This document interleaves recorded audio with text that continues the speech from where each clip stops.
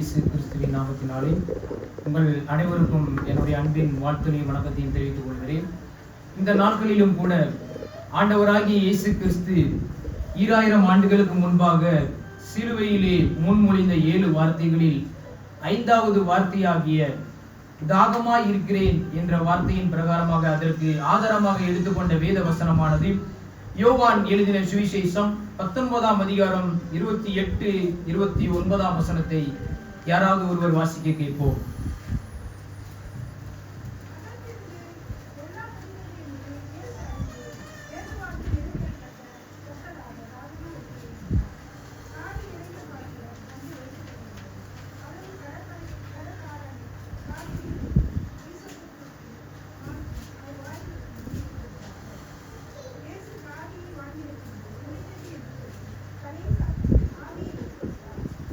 அதன் பின்பு எல்லாம் முடிந்தது என்று இயேசு அறிந்து வேத வாக்கியம் நிறைவேறத்தக்கதாக தாகமாய் இருக்கிறேன் என்றார்.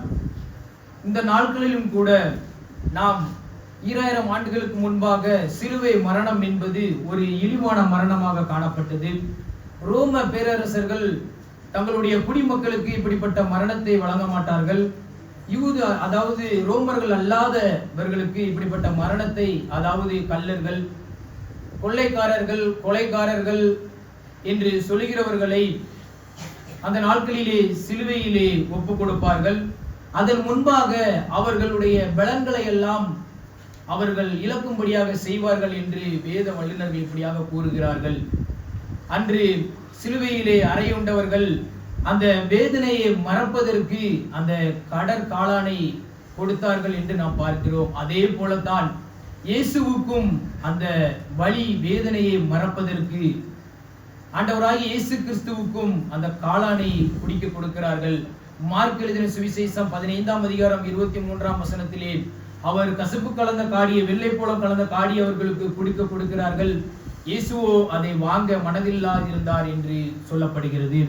ஆண்டவராகிய இயேசு கிறிஸ்து அவர் மனுஷனாய் இருந்தபடியினாலே அவருக்கு 2 விதமான தாகங்கள் இங்கு உண்டாகிறது என்று நாம் பார்க்கிறோம். ஒன்று சரீர பிரகாரமான தாகம். சரீர பிரகாரமான தாகம் என்பது ஆண்டவராகிய இயேசு கிறிஸ்து ஏன் காடியை வாங்கிக் கொள்ளவில்லை என்று சொன்னால், பிதாவினுடைய சித்தத்தை முழுமையாக நிறைவேற்ற வேண்டும் என்பதற்காக அவர் சரீர தாகத்தை பொறுத்து கொண்டவராய் அந்த நாட்களிலே காணப்பட்டார். தம்மை நோக்கி கூப்பிடுகிற யாவருக்கும் அவர் அந்த நாட்களிலே தாகத்தை தீர்த்ததாக நாம் பார்க்கிறோம். ஒருவேளை இதற்கு ஆதாரமாக எடுத்துக்கொண்ட வசனமானது ஆதியாகமம் 21ஆம் அதிகாரம் 15ஆம் வசனம் முதல் 19ஆம் வசனம் முடிய நாம் கேட்க இருக்கிறோம் என்று சொன்னால், அங்கு பார்க்கிறோம் ஆகார் என்ற பெண்மணி வனாந்தரத்திலே ஆண்டவரை நோக்கி கூப்பிடுகிறாள். தன்னுடைய பிள்ளையும் வைத்துக் கொண்டு ஆண்டவரை நோக்கி கூப்பிடுகிறாள். வேதனையினால் வியாகுலப்படுகிறாள். தண்ணீர் அவளுக்கு இல்லாமல் காணப்படுகிறாள். 17ஆவது வசனம் இப்படியாக சொல்லுகிறது, தேவன் பிள்ளையின் சத்தத்தை கேட்டார். தேவதூதன் வானத்திலிருந்து ஆகாரை கூப்பிட்டு, ஆகாரே, உனக்கு என்ன சம்பவித்தது? பயப்படாதே, பிள்ளை இருக்கும் இடத்திலே தேவன் அவன் சத்தத்தை கேட்டார்.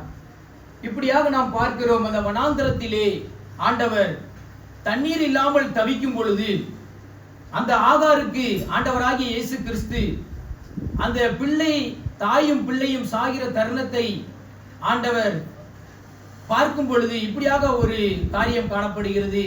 உடனே ஆண்டவராகிய இயேசு கிறிஸ்து என்ன செய்கிறார் என்று சொன்னால், ஆகாருடைய கண்களை என்ன செய்கிறார்? திறக்கிறார். ஆகாருடைய கண்களை திறந்து ஒரு துறவண்டியிலே நீரூற்றை காண கர்த்தர் கிருபை செய்கிறார். அவளும் அவளுடைய பிள்ளையும் குடித்து ஆண்டவரை சந்தோஷப்படுத்தினார்கள் என்று நாம் பார்க்கிறோம். அந்த நாட்களிலே இஸ்ரவேல் ஜனங்கள், ரெவிதீமிலே ஜனங்கள் மோசையோடு வழி நடத்தி கொண்டது 40 வருஷ காலமாய் வழிநடத்தி சென்று கொண்டிருக்கும் பொழுது மோசையை நோக்கி கூப்பிடுகிறார்கள். எங்களுக்கு தண்ணீர் இல்லையே என்று சொல்லி நாங்கள் என்ன செய்வோம் என்று முறுமுறுத்து அவர்களை மோசையை நோக்கி பார்த்து அந்த இஸ்ரவேல் ஜனங்கள் முறுமுறுக்கிறார்கள். அப்பொழுது அவர்கள் ஆண்டவரை நோக்கி பார்க்கும் பொழுது ஆண்டவர் அந்த கண்மலையை அடி என்று மோசையிடம் சொல்லுகிறார். கண்மலையை அடித்தார்கள். கண்மலையில் இருந்து தண்ணீர் வரும்படி ஆண்டவர் கிருபை செய்தார். லட்சக்கணக்கான மக்கள் அந்த தண்ணீரை அருந்தி அந்த நாட்களிலே தாகத்தை தீர்த்து கொண்டார்கள். இப்படியாக ஆண்டவராகிய இயேசு கிறிஸ்து இந்த தாகம் என்பது அனைவருக்கும் ஒரு இன்றியமையாத ஒரு காரியமாக காணப்படுகிறது. இருந்த பொழுதிலும் தண்ணீரை தடாகமாக மாற்றின தேவன், அவருக்கு ஒரு தாகம் காணப்பட்டது சரீரத்திலே. இப்படிப்பட்ட தண்ணீர் எல்லாம் நமக்கு நீரின்றி அமையாத உலகு என்று சொல்வார்கள். தண்ணீர் இல்லை என்று சொன்னால் இந்த நாட்களிலே வேற ஒரு காரியமும் நம்மளாலே செய்ய முடியாது. அப்படிப்பட்ட காலகட்டத்திலும் ஆண்டவராகிய இயேசு கிறிஸ்து தண்ணீரை தடாகமாக மாற்றி, ஆனால் அவருக்கு ஒரு சொட்டு தண்ணீர் கூட இல்லாமல் பிதாவின் சித்தத்தை நிறைவேற்றும் வேண்டும் என்பதற்காக அந்த நாட்களிலே அந்த சிலுவையின் பாடு மரணத்தை ஆண்டவராகிய இயேசு கிறிஸ்து ஏற்றுக்கொண்டார். இரண்டாவதாக ஆத்ம தாகத்தை குறித்து நாம் பார்க்கிறோம். பிதாவே இவர்களுக்கு மன்னியும் என்று மனுகுலத்துக்கு மன்னிப்பையும், இன்று என்னோடு கூட பரதீசியில் இருப்பாய் என்று கல்வனுக்கு இரட்சிப்பையும், இதோ உன் மகன் என்று தாய்க்கு அரவணைப்பையும் கொடுத்த தேவன் தன் பிதாவினால் கைவிடப்பட்ட பொழுதிலும் மனுக்குலத்தில் ஒருவரும் கைவிடப்படக்கூடாது, மனுக்குலத்தின் பாவத்தை தான் சுமந்து அந்த தாகத்தை தீர்ப்பதற்காகத்தான் இயேசு தாகமாய் இருக்கிறேன் என்றார். இயேசு ஊழியம் செய்த நாட்களிலே ஒரு முறை யூதர்கள் வெறுத்து ஒதுக்கின சமாரியா தேசத்தின் வழியாக கடந்து செல்கிறார். எப்படியாக கடந்து செல்கிறார் என்று சொன்னால், மிகவும் களைப்படைந்தவராய் அந்த நாட்களிலே கடந்து செல்கிறார். இதற்கு ஆதாரமாக எடுத்துக்கொண்ட வேத வசனமானது யோவான் எழுதின சுவிசேஷம் 4ஆம் அதிகாரம் 6ஆம் வசனம் முதல் 11ஆம் வசனம் வரை இப்படியாக பார்க்கிறோம். அந்த நாட்களிலே சமாரிய ஸ்திரீ அந்த இடத்திலே, அவர் யாக்கோபுடைய கிணறு அங்கு காணப்படுகிறது. களைப்படைந்தவராய் இயேசு அந்த இடத்திலே இளைப்பாறிக் கொண்டிருக்கிறார். அப்பொழுது தண்ணீர் மொண்டு கொள்ள வேண்டும் என்று சொல்லி அங்கே இருந்து சமாரிய ஸ்திரீ அந்த இடத்திற்கு வருகிறாள். அப்பொழுது இயேசு அவளிடம் கேட்கிறார், எனக்கு தாகத்துக்கு தண்ணீர் தா என்று சொல்லி கேட்கிறார். அதற்கு அந்த ஸ்திரீ என்ன சொல்கிறார் என்று சொன்னால், யூதர்கள் சமாரியருடைய சம்பந்தம் கலக்காதபடியினாலே யூதர்கள் சமாரிய ஸ்திரீ இயேசுவை பார்த்து சொல்கிறார். அப்பொழுது சமாரியா 8ஆம் வசனத்தை பார்ப்பீர்கள் என்று சொன்னால், அப்பொழுது சமாரியா நாட்டாளாகிய ஒரு ஸ்திரீ தண்ணீர் முள்ள வந்தால் இயேசு அவளை நோக்கி தாகத்துக்கு தா என்றாள். யூதர்கள் சமாரியருடனே சம்பந்தம் கலவாதவர்கள் ஆனபடியினால் சமாரிய ஸ்திரீ அவரை நோக்கி, நீர் யூதனாயிருக்க சமாரிய ஸ்திரீயாகிய என்னிடத்தில் தாகத்துக்கு தா என்று எப்படி கேட்கலாம் என்று அந்த ஸ்திரீயானவள் இயேசுவை பார்த்து கேட்கிறாள். அதற்கு இயேசு என்ன சொல்கிறார் என்று சொன்னால், நீ என்னை யார் என்று உனக்கு தெரியவில்லை. 10ஆம் வசனத்தின் பின்பகுதியை பார்த்தோம் என்று சொன்னால், நீ அவரிடத்தில் கேட்டிருப்பாய், அவர் உனக்கு ஜீவ தண்ணீரை கொடுத்திருப்பாய்.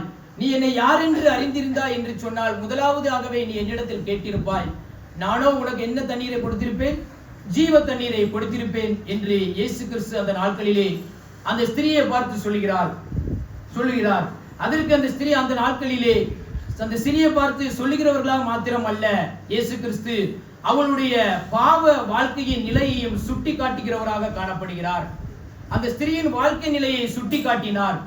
பின்பு அவள் என்ன செய்தாள் என்று பார்க்கிறோம் என்று சொன்னால், அவள் ஊருக்குள் சென்று தன் மக்களுக்கு இயேசுவை பற்றி கூறினாள். அவர்களும் அந்த ஜனங்களும் விசுவாசம் வைத்தார்கள், இயேசுவினிடத்தில் விசுவாசம் வைத்தார்கள் என்று நாம் பார்க்கிறோம். இந்த நாட்களிலும் ஆண்டவராகிய இயேசு கிறிஸ்து பாடுகளின் மத்தியிலே சரீரத்தில் ரத்தம் சிந்தினவராய், தலையில் முள்பொடி சூட்டப்பட்டவராயும் கொல்கொதா மலையை நோக்கி செல்லும் பொழுது அங்கிருந்த பெண்கள் அவர் இருந்த நிலையை பார்த்து கதறி அழுதார்கள். லூக்கா எழுதின சுவிசேஷம் 23ஆம் அதிகாரம் 28ஆம் வசனம் இப்படியாக சொல்கிறது, அவர்கள் முகமாய் இயேசு திரும்பி, எனக்காக அழாமல் உங்களுக்காகவும் உங்கள் பிள்ளைகளுக்காகவும் அழுங்கள் என்று இயேசு கிறிஸ்து அந்த நாட்களிலே சொன்னதாக நாம் வேதத்திலே பார்க்கிறோம். திட்டவட்டமாக இயேசுவும் மனுஷகுமாரனாய் இருந்தபடியினாலே ஒவ்வொரு மனுஷனும் தன் சரீரத்திலே தாகத்தை எப்படி உணர்வானோ அதே போல பாடுகளின் மத்தியிலும் சரீர தாகத்தையும் உணர்ந்தார். தேவகுமாரனாய் நம்முடைய பாவத்தை சுமக்க வந்த இயேசு கிறிஸ்து ஆத்மத்திலும் தாக மிகுந்தவராய் அந்த நாட்களிலே காணப்பட்டார். அதற்காகத்தான் சொல்கிறார், நான் தாகமாய் இருக்கிறேன் என்று இவ்விதமாக சொல்கிறார். அவருடைய ஆத்ம தாகம் என்ன என்பதை நாம் புரிந்து கொள்ள வேண்டும் என்று சொன்னால், அவர் ஊழிய நாட்களிலே தாகமாய் இருக்கிறவர்களே என் அண்டைக்கு வாருங்கள் என்று சொல்கிறார். யோவான் 4:14 நித்திய ஜீவ தண்ணீரை நான் உனக்கு கொடுத்திருப்பேன், ஏசாயா 55 முதலாம் வசனத்தில் இப்படியாக சொல்கிறார், ஓ தாகமா இருக்கிறவர்களே என் அண்டைக்கு வாருங்கள், நான் உங்களுக்கு இலவசமாக தருகிறேன், பணமுமின்றி விலையுமின்றி வாங்கிக் கொள்ளுங்கள் என்று ஆண்டவராக இயேசு கிறிஸ்து அந்த நாட்களிலே இப்படியாக சொல்கிறார். இயேசுவின் கடைசியாக இயேசுவின் ஆத்தும தாகத்தை புரிந்து கொள்ள வேண்டும் என்று சொன்னால் இரண்டு காரியங்களை நாம் அறிந்து கொள்ள வேண்டும். எந்த மனுஷனையும் பாவத்தில் மரிக்க கூடாது. ஏனென்றால் ரோமர் 6:23 இப்படியாக சொல்கிறது, பாவத்தின் சம்பளம் மரணம் என்று. இது அனைவருக்கும் தெரிந்தது ஒன்றே. இது ஒரு சரீர பிரகாரமான மரணமும் கூட, சரீர பிரகாரமான மரணம் அல்ல, ஆத்ம மரணம். இந்த மரணத்தை சந்திப்பவர்கள் ஒருவரும் நித்திய ஜீவனை பெற்றுக்கொள்ள முடியாது என்பதாய் நாம் பார்க்கிறோம். ஆண்டவராக இயேசு கிறிஸ்து அந்த நாட்களிலே தாம் சிந்தின அந்த இரத்தத்தால் ஒவ்வொருவரும் பாவ மன்னிப்பை எப்படியாவது பெற்று நீதிமான்கள் ஆக்கப்பட வேண்டும் என்கிறதான ஒரு தாகத்தோடு ஆண்டவராக இயேசு கிறிஸ்து நின்று கொண்டிருக்கிறார் சிலுவையிலே. இந்த இரு தாகத்தையும் தீர்க்க நாம் என்ன செய்ய வேண்டும்? அதை நாம் ஒரு விசை சிந்தித்தவர்களாக நாம் காணப்படுகிறோம். முதலாவது, நாம் பாவத்தில் இருந்து பிழைத்து நித்திய ஜீவனை சுதந்திரித்துக் கொள்ள வேண்டும் என்பதாக ஆண்டவராக இயேசு கிறிஸ்து சொல்கிறார். இதனை அறியாமல் அழிந்து போகின்ற ஆத்துமாக்களை நாம் வழிநடத்த வேண்டும் என்று ஆண்டவராக இயேசு கிறிஸ்து சொல்கிறார். ஒருவேளை உலக பிரகாரமான காரியங்களை எடுத்துக்கொள்ள வேண்டும் என்று சொன்னால், இந்த நாட்களிலும் நாம் ஒவ்வொருவருக்கும் ஒவ்வொரு தாகம் உண்டு. நமக்கு இப்படியாக வேலையின் நிமித்தமாக இந்த நாட்களில் இந்த வருடத்திலே நமக்கு ப்ரமோஷன் கிடைக்காதா, நமக்கு ஒரு நல்ல காரியங்கள் நடக்காதா, நமக்கு ஒரு குடும்பத்திலே நல்ல ஒரு சூழ்நிலை காணப்படாதா, அதற்கு ஒரு மாற்றம் வராதா என்று நாம் அனைவருக்கும் ஒவ்வொரு தாகம் உண்டு. நம் பிள்ளைகள் நமக்கு கீழ்ப்படிய வேண்டும், நம்முடைய பிள்ளைகள் அனைவரும் அதிக மதிப்பெண்கள் பெற வேண்டும் என்று சொல்லி அனைவருக்கும் ஒவ்வொரு தாகம் உண்டு.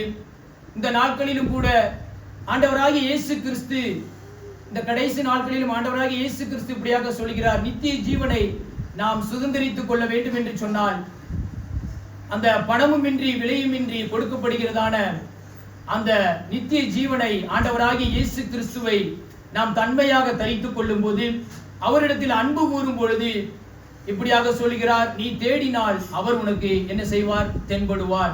நீங்கள் தேடினால் அவர் உங்களுக்கு, இதைத்தான் ஆண்டவராகிய இயேசு கிறிஸ்து அதிகாலையில் என்னை தேடுகிறவன் என்னை கண்டடைவான் என்று இப்படியாக சொல்கிறார். ஒருவேளை நாம் என்ன விதமான தாகமாக இருந்தாலும் ஆண்டவரை நோக்கி கூப்பிடும் பொழுது, அந்த நாட்களிலே கூப்பிட்டார்கள், ஆண்டவர் எல்லா தாகத்தையும் தீர்த்த ஆண்டவராகிய இயேசு கிறிஸ்து இன்று நம்முடைய தாகத்தையும் தீர்க்க வல்லவராய் இருக்கிறார் என்பதை நாம் பார்க்கிறோம்.